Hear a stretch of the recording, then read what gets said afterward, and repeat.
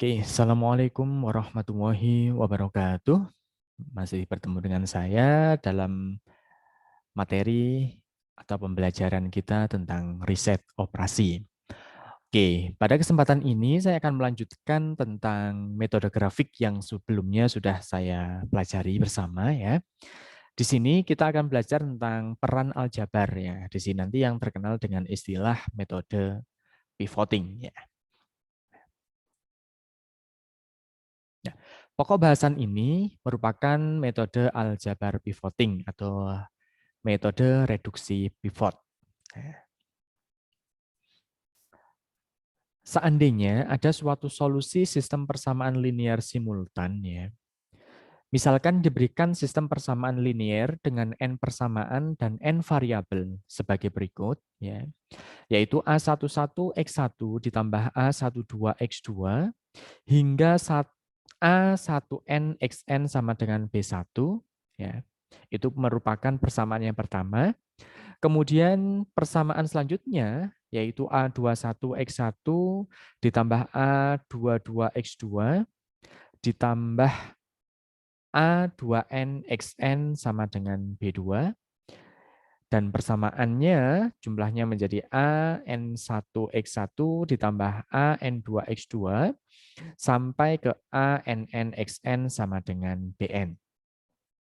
Kemudian diasumsikan bahwa sistem persamaan satu memiliki solusi yang tunggal, di mana salah satu teknik yang dapat dilakukan untuk menyelesaikan sistem persamaan satu tadi, yaitu dengan melakukan reduksi menjadi bentuk standar kanonik melalui proses pivoting.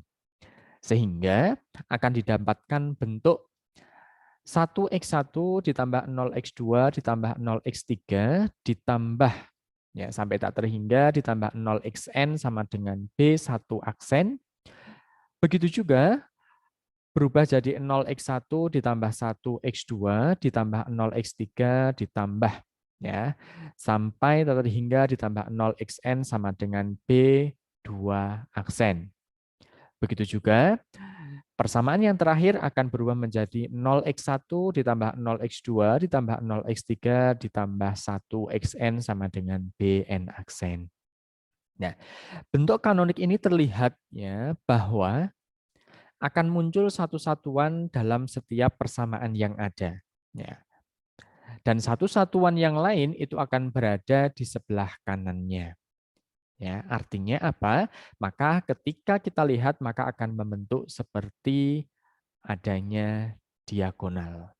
Ya, dengan nilainya 1. Yang lainnya adalah 0. Itu merupakan dari bentuk kanonik.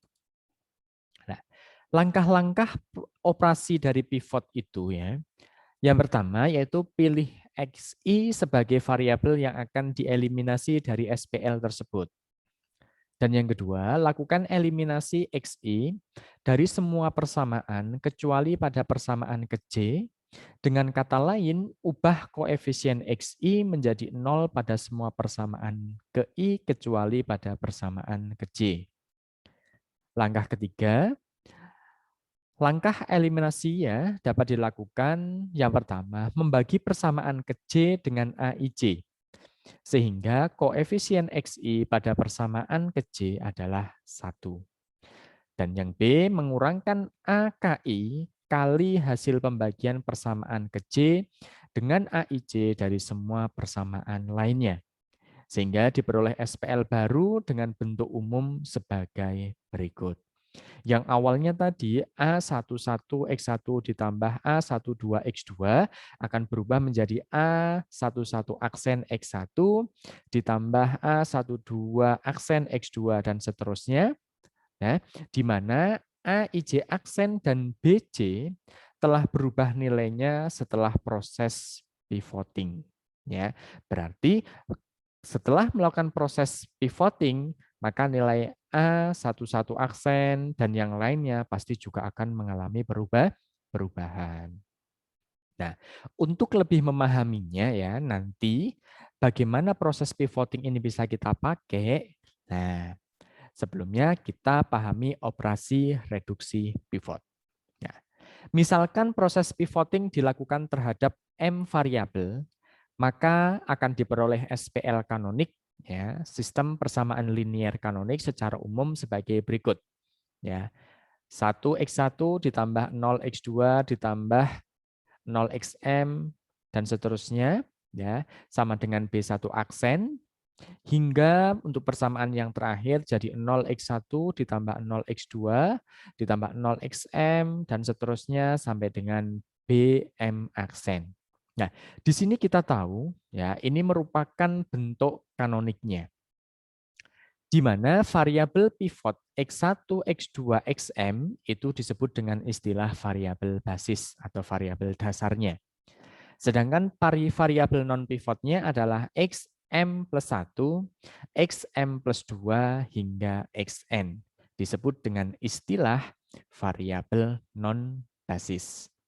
Kemudian, jika BI aksen lebih besar sama dengan 0 untuk semua I, yaitu mulai dari 1 hingga ke M, maka solusinya disebut sebagai solusi visible basis atau solusi dasar yang layak untuk sistem persamaan linier tersebut. Nah, untuk memahami tentang operasi pivot, coba kita lihat. Selesaikan sistem persamaan linier berikut menggunakan kaidah operasi pivot. Kita punya persamaannya adalah 4x1 ditambah 3x2 ditambah x3 sama dengan 13, 3x1 ditambah 7x3 sama dengan 24, x1 ditambah 2x2 ditambah 3x3 sama dengan 14.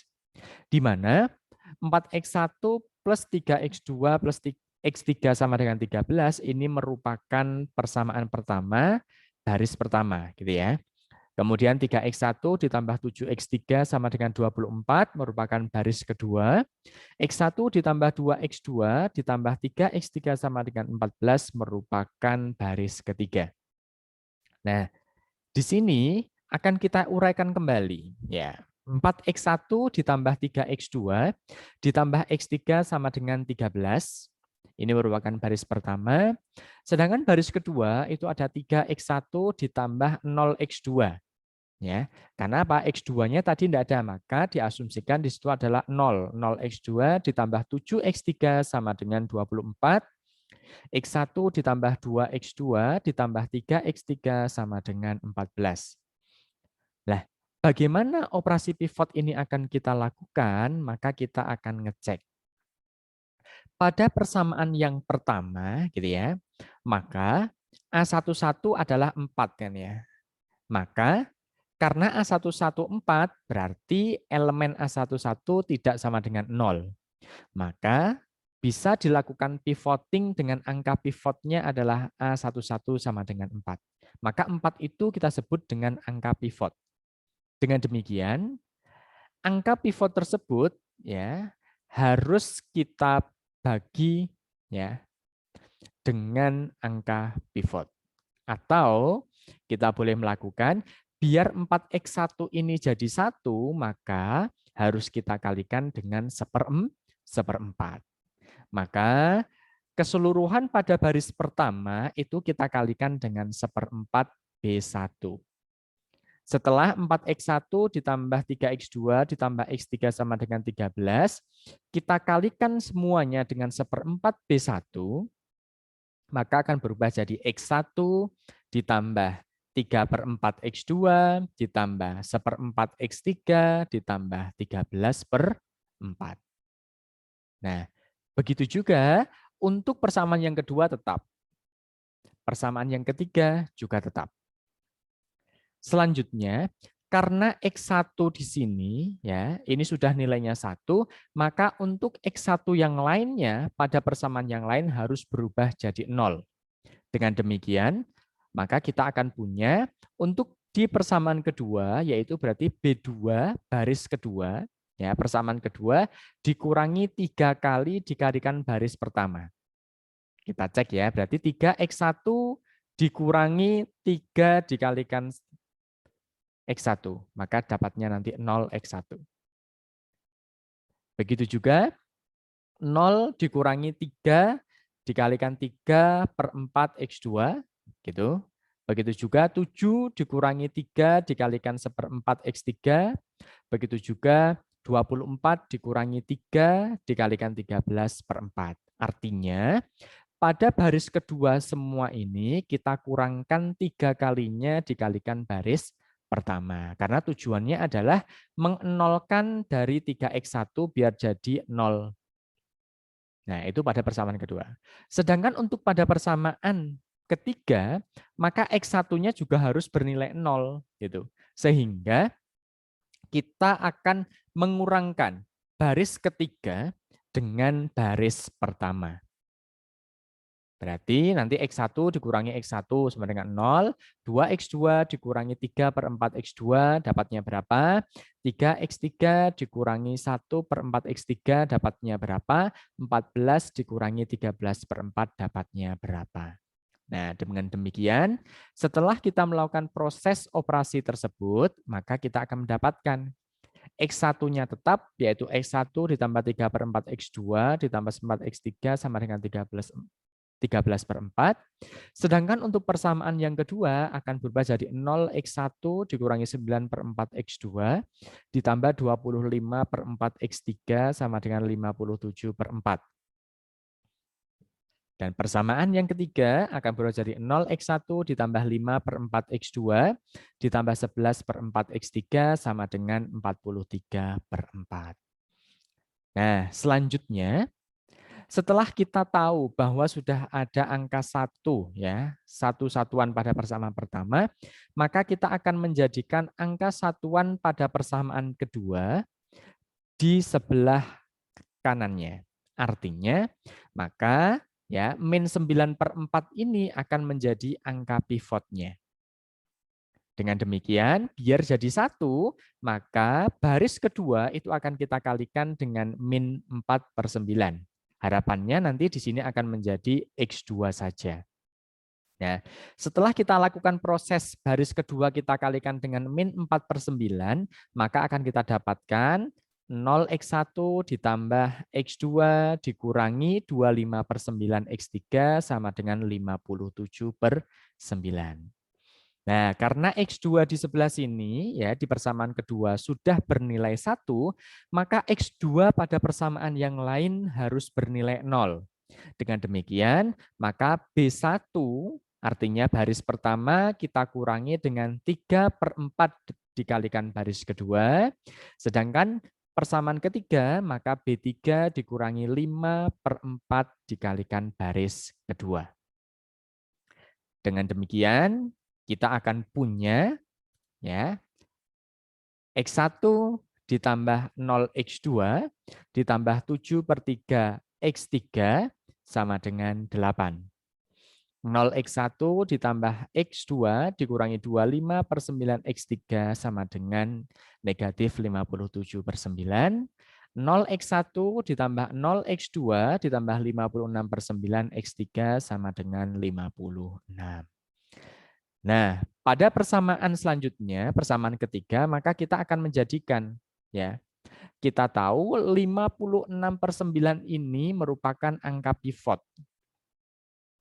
Jadi, kita akan menjadikan angka pivot tersebut berubah menjadi 1 dengan cara apa? Maka baris ketiga keseluruhannya akan kita kalikan dengan 9/56. Ya, merupakan A33, itu angka pivotnya. Ya, biar jadi 1, kita kalikan dengan 9/56. Setelah kita kalikan, maka persamaan ketiga akan berubah menjadi 0x1 ditambah 0x2 ditambah x3 sama dengan 3. Karena x3 di sini sudah 1, maka x3 untuk pada persamaan yang lain harus berubah jadi 0. Sehingga persamaan pertama B1 dikurangi 7/3 B3, sedangkan persamaan kedua B2 ditambah 25/9 dikalikan baris ketiga. Setelah kita lakukan operasi reduksi tersebut, maka akan kita dapatkan X1 ditambah 0x2 ditambah 0x3 sama dengan 1, 0x1 ditambah x2 ditambah 0x3 sama dengan 2, 0x1 ditambah 0x2 ditambah x3 sama dengan 3. Di sini sudah jelas terlihat ini merupakan bentuk kanonik, sehingga kita akan tahu ya X1-nya akan bernilai sama dengan 1, X2-nya sama dengan 2, dan X3-nya sama dengan 3. Karena dengan kata lain, X1 ditambah 0, X2 artinya 0 dikalikan X2 kan 0. Ditambah dengan 0 artinya X1 sama dengan 1, X2 sama dengan 2, X3-nya 3. Sehingga didapatkan solusi dari sistem persamaan linear berikut, ya, X1-nya 1, X2-nya 2, X3-nya adalah 3. Contoh selanjutnya, rubahlah masalah pemrograman linear berikut menjadi bentuk standar kanonik dan sebutkan variabel basis dan non-basisnya. Ya. Sistemnya merupakan fungsi maksimum F sama dengan 24X1 ditambah 10X2 ditambah 60X3 ditambah 19X4. Subjektunya atau kendalanya adalah 20X1 ditambah 9X2 ditambah 6X3 ditambah 4X4 dikurangi atau kurang dari sama dengan 20. 10X1 ditambah 4X2 ditambah 2X3 ditambah 4X4 kurang dari sama dengan 10, di mana variabel non negatifnya adalah X1, X2, X3, dan X4. Karena kita diminta dalam bentuk standarnya, maka yang awalnya dia bentuk maksimum, maka harus kita rubah dulu dalam bentuk minimum. Maksimum F itu akan sama atau ekuivalen dengan negatif dari minimum negatif F sama dengan yang awalnya tadi semua positif kita negatifkan, jadi negatif 24X1 dikurangi 10X2 dikurangi 60X3 dikurangi 19X4. Dan kita tahu ya, negatif min negatif F maka akan berubah jadi minimum F sama dengan 2 negatif 24X1 dikurangi 10X2 dikurangi 60X3 dikurangi 19X4. Sehingga akan diperoleh bentuk standar kanoniknya sebagai berikut. Bentuk kanoniknya adalah kendala pertama, karena ini kurang dari sama dengan, maka akan kita tambahkan dengan variabel slack. Ya, karena kurang dari sama dengan. Maka 20X1 ditambah 9X2 ditambah 6X3 ditambah X4 ditambah S1 sama dengan 20. 10X1 ditambah 4X2 ditambah 2X3 ditambah 4X4 ditambah S2 merupakan variabel slack yang kedua sama dengan 10. Kemudian min 24X1 dikurangi 10X2 dikurangi 60X3 dikurangi 19X4. F-nya kita pindah ruas ke sebelah kanan, maka akan berubah menjadi min F. Berarti saya tambahkan dengan min F sama dengan 0. Dari sini, dari bentuk kanonik ini akan bisa kita lihat di mana variabel basisnya yaitu adalah S1, S2, dan min F. Dan variabel non-basisnya adalah X1, X2, X3, dan X4. Jadi kita sudah tahu bentuk standar kanoniknya seperti apa, variabel basisnya siapa, dan non-basisnya bagaimana. Ini merupakan latihan, bisa dicoba, semoga bermanfaat. Dan kalau ada pertanyaan, boleh chat di kolom komentar.